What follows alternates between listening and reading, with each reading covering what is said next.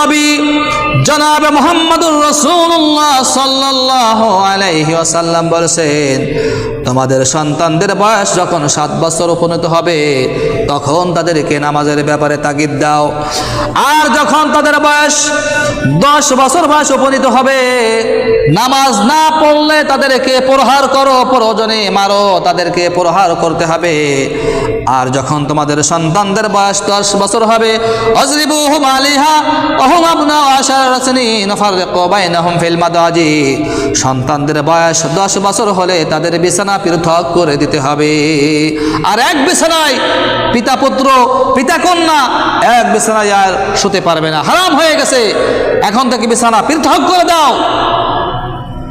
সুতরাং সন্তানের বয়স যখন 10 বছর হয়ে যাবে, এক বিছানায় পিতা পুত্র পিতা কন্যা বাবা বা ভাই বোন এক বিছানায় আর ঘুমাতে পারবে না। কারণ